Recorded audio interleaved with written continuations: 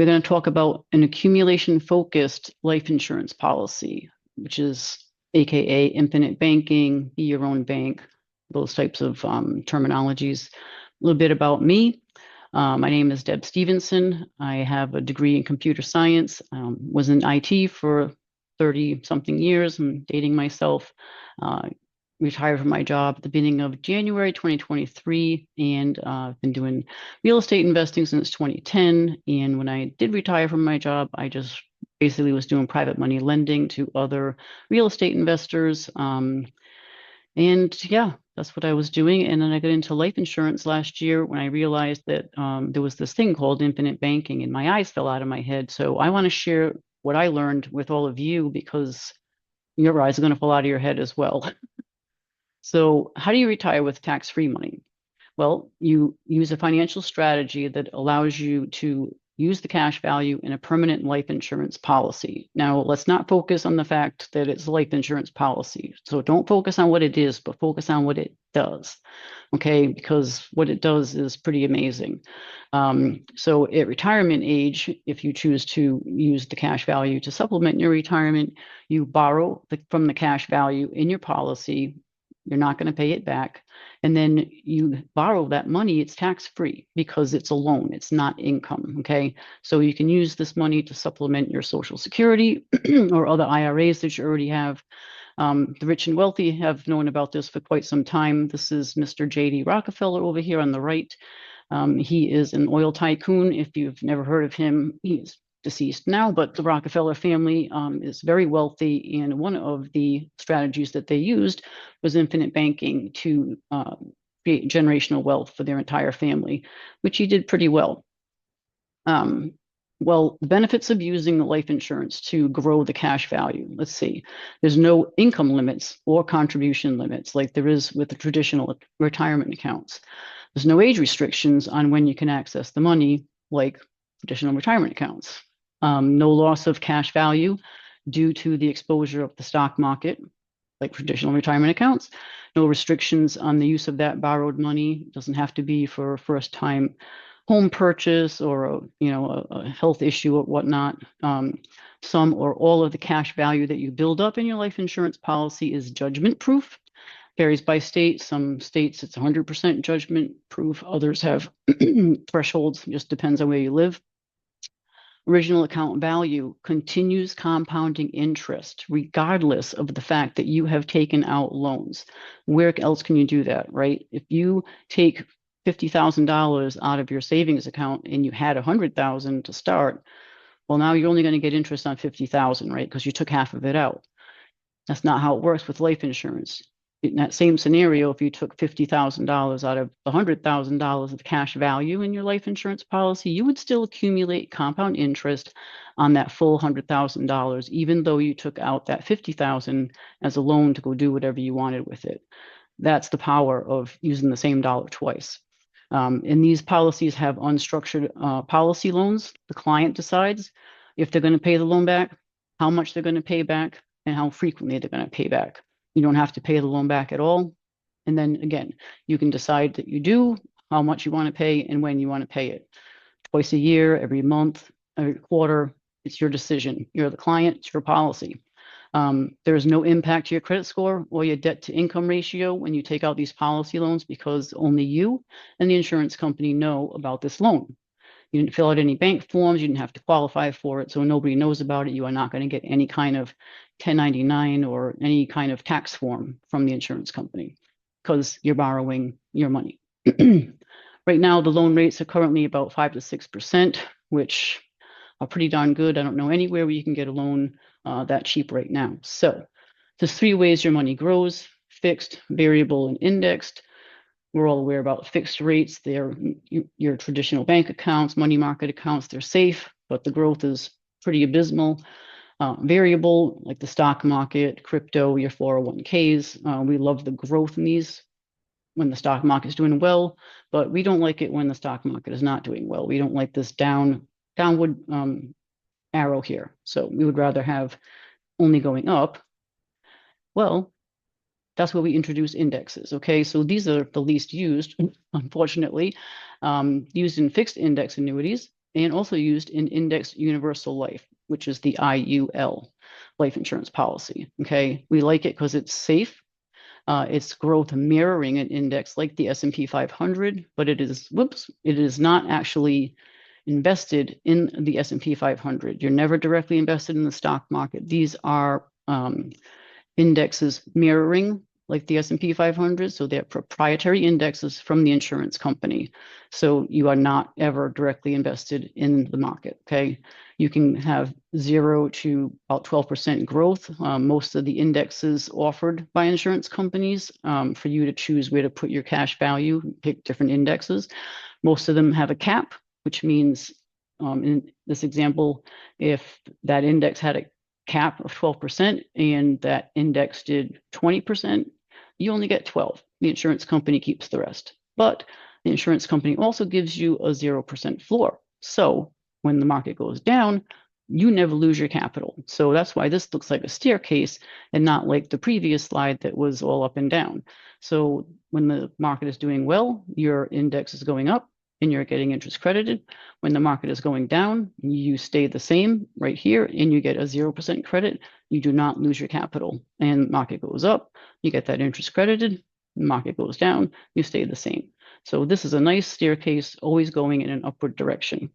And again, one of the drawbacks is that there is a cap on the growth, but there are some indexes from some insurance companies that do not have a cap, okay? Actually, most insurance companies have at least 1 or 2 indexes without a cap, but most of them also have a cap. You can pick whichever one you would like to put your money into. How does indexing work? Well, it's based on the performance of that index, like I said. And again, this is the insurance company's proprietary index, not the actual stock market index. So your money can go up, it can stay the same, or it can go down. But we would like to get rid of this one where money decreases when it goes down, right? So that's why we want to use the index. So again, the index has a floor of 0 because 0 is your hero. We don't want to lose money. We only want to go up. The trade-off is that you're probably going to have a cap, at least on some of your indexes. So the insurance company will keep anything over that cap for themselves. This is just a slide to show you how much you have to recoup when you do have a market loss. So back in, I think it was 2008, the financial crisis, the stock market went down 39 point something percent. So let's just call it 40. If you lose 40% of, let's say you had $100,000, 40% the market goes down. Now you have $60,000. Well, to get back to this $100,000 that you originally started with, you now need a 66.5% return to make up for this 40% loss. So that's going to take probably several years, maybe more, I don't know, to get back to $100,000 before you can even start growing again. So again, the IUL offers that 0% floor, so you're never in this situation. You just go up or you stay the same. So money is taxed in a couple of different ways, right? Most of us do what's on the left here, the tax deferred, 401k, 403b, whatever, where you pay tax on the harvest, so to speak, which is when you take the money out. So when you're putting the seeds in every year into your 401k, you're saving the taxes, right? Coming off your income. But that money grows and grows and grows over 20, 30 years. And then when you take it out, you have to pay tax on the harvest of all that money that's grown. So this is your traditional, 401k or what have you. This on the right here is more like your Roth.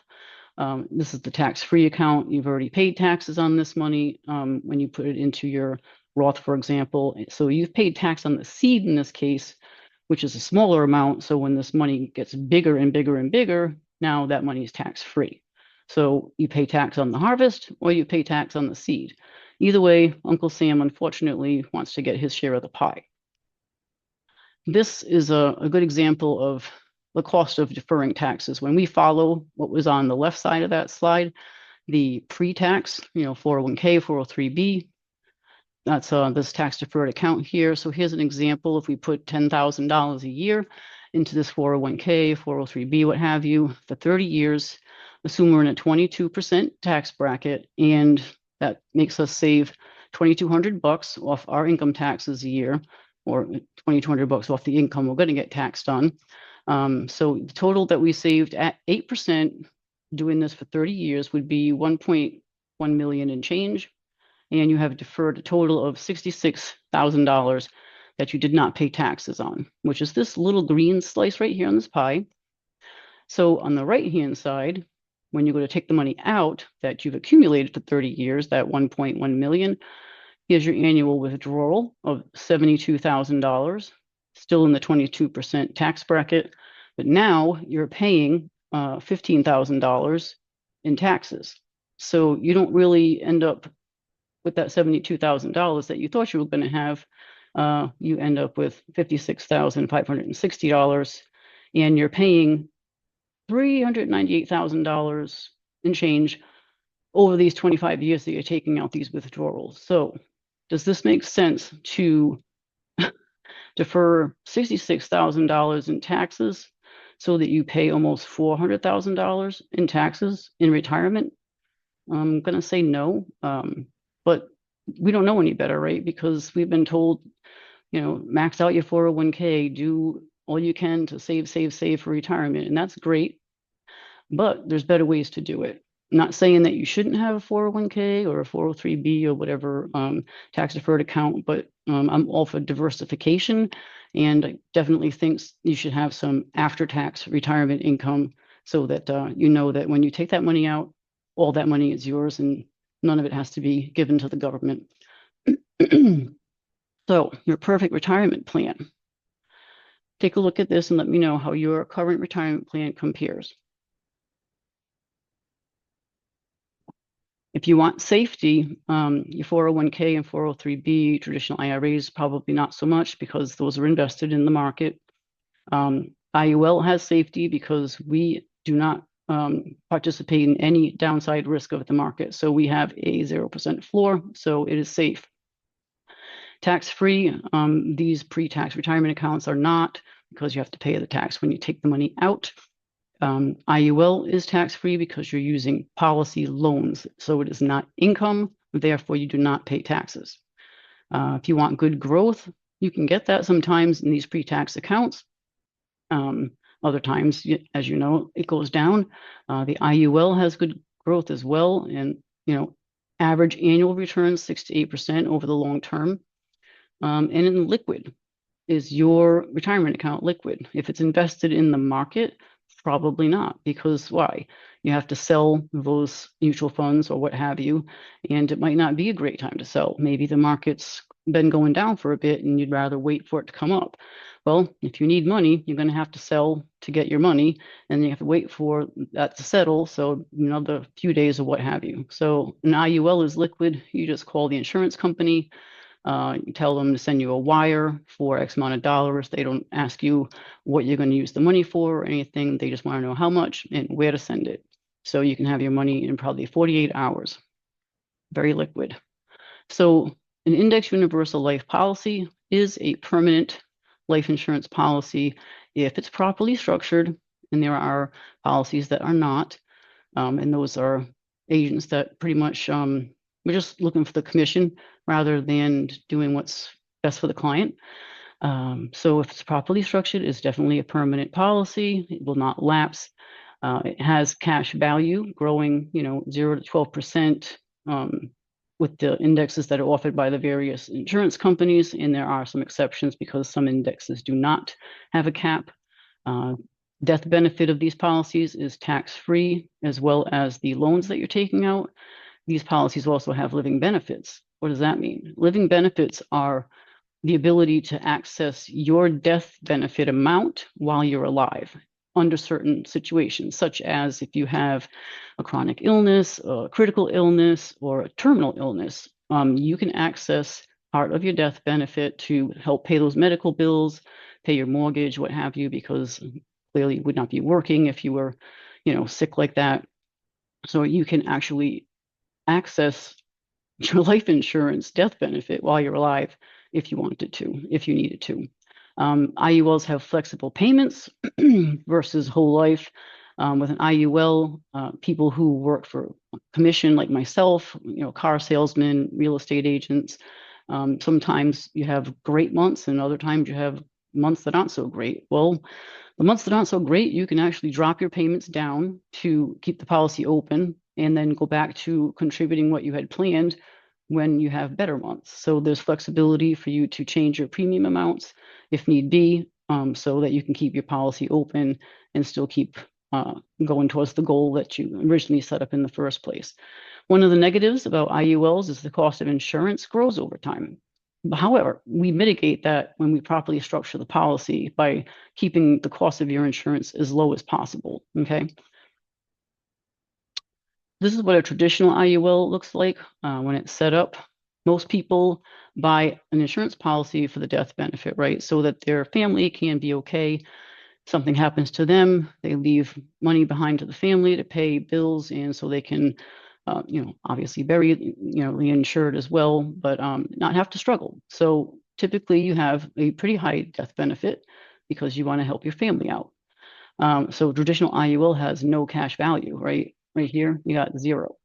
You don't have a whole lot of cash value in year 2 either, because this is a traditional IUL, okay? So cost of your insurance here is higher, $4,000 a year, comes out to roughly $341 a month. So if this person's putting in $1,000 a month, which is $12,000 a year, $659 of that's going to the cash value, and $341 is going to the cost of their insurance. This is not set up for infinite banking because you can see no cash value here and a really high death benefit. When we do infinite banking policies, I can't stress this enough. When we set up life insurance policies for infinite banking, we are not setting up these life insurance policies for a death benefit, okay? We are setting up these policies to build cash value for whatever it is our goal is. So if it's to supplement retirement, to buy a second home, to do a fix and flip, to furnish an Airbnb, to major home repair, send a kid to college, whatever, doesn't matter, okay? Let me just clear this out of the way. So you want to have some cash value here if that's your goal. So this is the traditional IUL, as you can see, with the high death benefit. As I was saying, the infinite banking policy has the minimum death benefit. We want low death benefit because we want your cost of insurance to be as low as possible so that more of your premium goes into your cash value and less of it goes to the cost of insurance. So how do we do that? Well, we don't set it up as a traditional IUL. We set it up for infinite banking, which is a max funded IUL. So as you can see, the death benefit here in this policy is 1/3 of what it was in the previous slide. Instead of $600 and something thousand, it's $209,000. So we have a lower death benefit. We have cash value in the first year. And our cost of insurance is much lower because our death benefit amount is much lower. So of this $1,000 a month that we're contributing, now $864 a month is going to the cash value, and only $137 is going to the cost of insurance. So setting it up this way with the minimum death benefit lets more of the premiums that you're paying go into your cash bucket and less of it going into the cost of the insurance bucket. Hopefully that makes sense. So here is an example of the power of compounding interest. So I don't know about you, I would definitely trade $120,000 for 1.1 million tax-free. So down here, I've shown that this is a policy someone put in $120,000, right, over the course of 10 years. So $1,000 a month, $12,000 a year for 10 years. Then they stopped paying. I think this person was 32 years old. So after 10 years, they stopped paying, but this money continued to grow. You can see their age is over here. When they were 68 years old and started retirement, they decided they were going to start taking out policy loans from their cash value. So they take out $58,304 tax-free. Yes, tax-free. So that's probably more like, I don't know, $65,000, $69,000 before taxes, this amount. So they put in 120 and they're taking out $1.1 million tax-free. I would do that in a heartbeat. I don't know about anybody else, but this is 20 years of $58,000 a year coming out of this policy. And you only put in 120,000. And it's tax-free. You get to keep every single dime of this money that you're taking out. Now, you don't have to take out the same amount of money every single year. You don't have to take out money every year if you don't want to, but the software will only let me illustrate the same amount over a certain number of years. So I just want you to know that there's flexibility in here. You don't need to take out loans every single year, and the amount doesn't have to be the same every single year either. You take out the money when you need it. You could take out, no money in years 1 and 2 here, and maybe take out $80,000 when you're 70, for example. It doesn't have to be the same amount. So the way this works is when you start taking out these policy loans, we come way over here, and we want to focus on these last 3 columns, okay? Because these 3 columns are the ones that are using the indexing in the policy that I spoke about earlier. So what happens is when you take out the money, the 58,000 from here, this is your cash value column. The one that says surrender value, that's your cash value. Okay, this is the amount that you are compounding interest on every single year, regardless of the loans you take out. So in this case, we took $58,304 out. It comes off of your cash value, and it comes off of the death benefit amount. Why is that? Because the insurance company is collateralizing your loan that you now have. Okay, so if you die with these loans outstanding, the insurance company wants their money back, right? So they collateralize your policy over here. So this column, your cash value is going to go down every time you take out a loan, and your death benefit is going to go down when you take out a loan. When you stop taking out loans way down here after 20 years, you can see that there was not enough money left right here to do another $58,000, so that the distribution stopped at this year. There was 19,000 left right here, not enough for 58,000. Certainly could have taken out a $10,000 or $15,000 loan if you wanted to. But what I wanted to just point out is that when you stop taking out the loans, the money starts growing again. So your cash value starts going up again, and your death benefit starts going up again, because now you're not taking out any more loans. But you are still compounding interest on this column right here. Look at this. You've taken out $874,000 at this point, and you're still compounding interest on $1.5 million. I don't know where else you can do that. Certainly not in a bank. Very, very powerful compounding interest. And the fact that this is tax-free and that we never participate in market losses makes these policies really able to grow.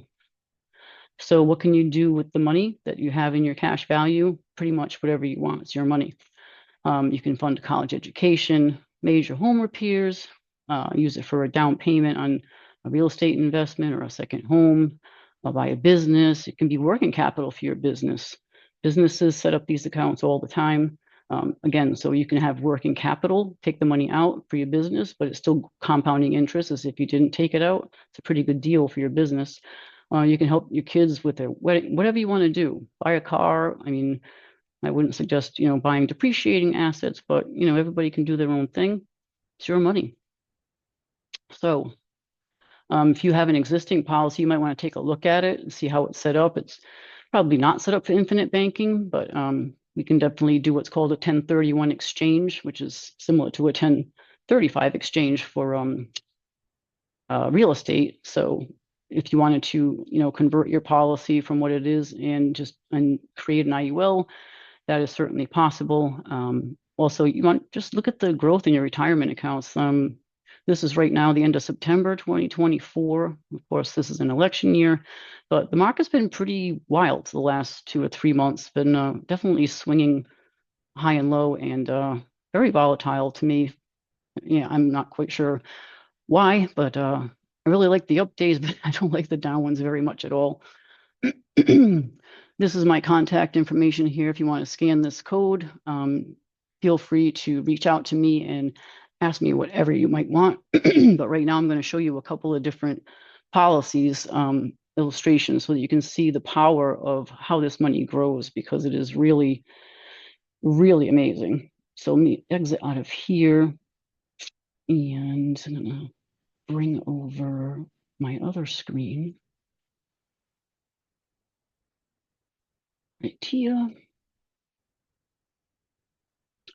So here's an example of what we call the $1 million baby IUL.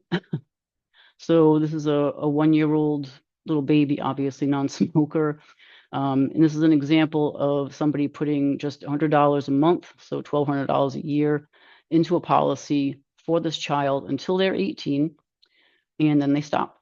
So they've put in a total of $21,600 over those 18 years. I mean, it could have been the grandparents, it could have been the parents. Maybe they each put $50 a month in. Definitely beats, getting whatever toys and things like that. And give the kid an IUL policy, because when you see the numbers that this child's going to have to retire on, your eyes are going to fall out of your head. So let me show you that. I'm going to scroll down and see what the amounts are. Look at that. So again, this kid, well, not the kid, but the parents or the grandparents, whomever, put $21,600 into this policy over the course of 18 years at $100 a month. And this kid will be able to take out $1.3 million tax-free starting when he is 68 years old for 20 years, $67,323 tax-free every year, 20 years, and only put in $21,600. These are some pretty crazy numbers, I gotta say. And again, when you start taking out the loans, you can see that this column starts to go down, and so does this one, because previous to that, these two columns were the same. The cash value plus the account value that's compounding interest, they were all the same. When you start taking out the loans, these two columns here will start going down, because again, the insurance company is collateralizing your loan against the value of your policy. So this is an example of a baby IUL, like I said. I'm going to show you another one that is not a baby. Here is a 32-year-old male in Louisiana who puts in $600 a month for 10 years, and he doesn't want to pay anymore. And again, this is illustrated at very, very normal illustration rates, 5.92%. I do not, over illustrate. I would rather under illustrate and over deliver. So I don't want to do anything too crazy. I think 5.92% is definitely very doable, because the stock market, the S&P 500 index, for example, does way better than 5.92% over the course of time. So again, very reasonable rate to do this illustration at. I just wanted to point that out. But he's put in 10 years for $600 a month, and then he's going to start taking money out when he's retirement age. So he starts taking money out at 66, $31,624 a year, and so a total of $632,477 tax-free after having put in $72,000. So basically, what is that? 9 times return, just about 9 times what he put in tax-free. So this number here is probably closer to 38, 39,000 pre-tax, but not too shabby. And my last one I'll show you is Jane Doe here. Okay, so she's 39. She is in Maryland, non-smoker. This particular client had a lot of money in their savings account. Not sure why, but a lot of money in the savings account. So her first year, she decided she's going to, put in $50,000 to get the account going and leave the remainder in her savings. So her first year is $50,000, but then after that, she puts in, I think it's $1,250 a month to come up with the $15,000 a year over the next years 2 through 15, and then she stops paying. So at that point, she's put in $260,000, and I'm going to scroll down to show you the numbers that she will be able to take out as well. And again, this is illustrated at 5.99%. Still very, very realistic, just under 6. So she starts to take out $82,000, $82,108 at age 67. Wow, that's tax-free. So before tax, that's probably over $100,000 before tax money. So after putting in $260,000, look at, she's taken out $1.6 million. What? Yes, put in 260, take out 1.6 million. I mean, that's, I don't know, 7 times the money you put in at 5.99%. These numbers are so powerful due to that, eighth wonder of the world called compound interest. I really think everybody should know about how to do this. We've all been taught to just, go with the herd and, max out our 401ks and this and that. And I'm not a 401k basher at all. But I do believe that diversification is important and that people should, have some pre-tax accounts. You should have some after-tax accounts, maybe invest in real estate as well, gold, whatever. But don't put all your eggs in one basket because it's just really not the best thing to do.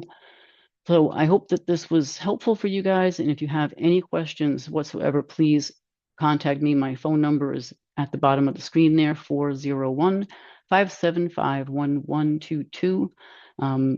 I'd be more than happy to answer your questions. Shoot me a text, give me a call, and I can go through the presentation with you individually and answer any and all questions that you might have, because you probably do have some, because I know the first time I saw this, I was just in awe and I had a lot of questions. So please reach out. Let me know if I can help you. Thank you.